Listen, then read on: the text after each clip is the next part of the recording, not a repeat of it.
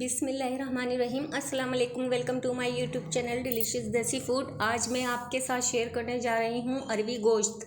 ये अरबी गोश्त का सालन इतना लजीज बनता है और अगर कभी दिल करे पतले शोरबे वाला सालन खाने का तो ये अरबी गोश्त का सालन आप बनाएं, सबको बेहद पसंद आएगा। अगर वीडियो अच्छी लगे तो प्लीज़ लाइक शेयर कीजिएगा और मेरे चैनल को सब्सक्राइब के साथ बेल आइकॉन के बटन को भी दबा दीजिएगा ताकि मेरी हर नई आने वाली वीडियो आपको फ़ौरन मिले।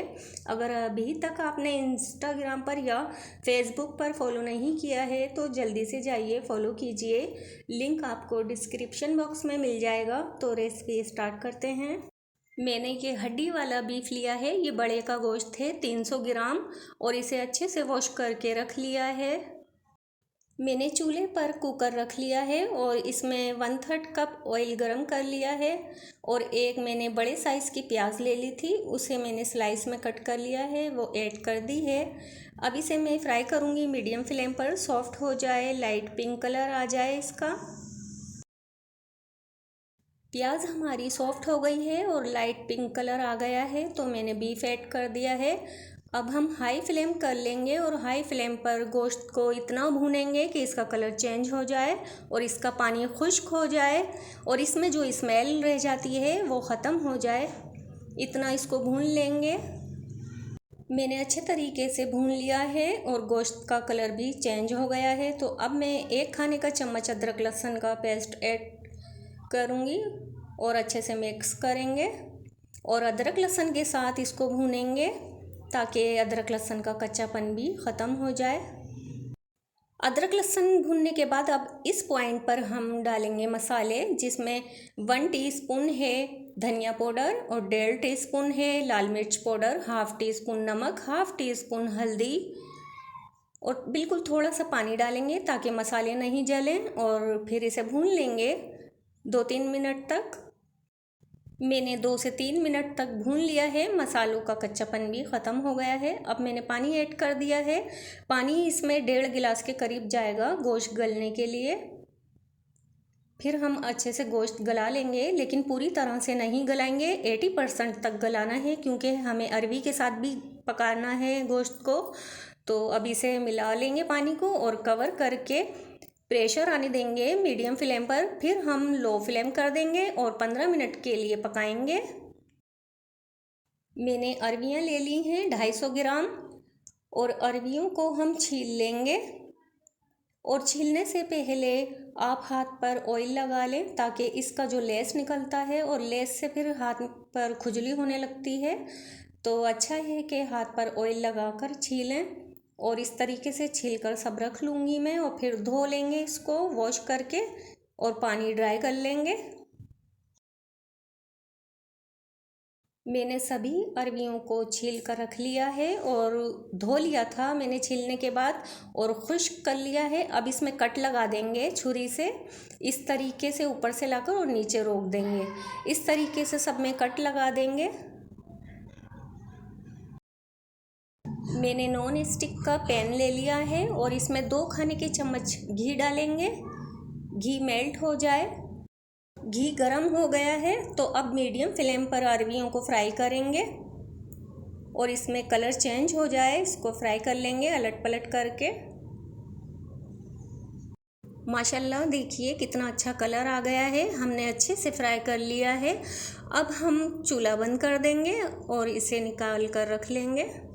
15 मिनट हो गए हैं और कुकर ठंडा हो गया है तो खोल लेते हैं और ये देखिए इसमें पानी रह गया है तो मैं ये सारी यखनी को अलग कर लूँगी छान कर और हम दूसरे पैन में इसको पलट लेंगे। ये देखिए मैंने कढ़ाई में पलट लिया है सारा और गोश्त को अलग कर लिया है और ये देखिए मैंने इसकी यखनी को अलग रख लिया है और जो इसमें प्याज थी ना, इसको हम मैश करते हुए भून लेंगे ताकि प्याज साबुत साबुत सी नज़र ना आए और मसाला अच्छा सा तैयार हो। मैंने अच्छे तरीके से भून लिया है मीडियम फ्लेम पर और देखिए सारी प्याज इसमें मिक्स हो गई है। अब इसमें दही डाल देंगे आधी प्याली और दही के साथ इसको भूनेंगे, अच्छे से भुनाव करेंगे ताकि हमारा मसाला बहुत अच्छा सा बने, ग्रेवी बहुत अच्छी सी बने। अब हाई फ्लेम कर लेंगे और फिर अच्छे तरीके से भून लेंगे।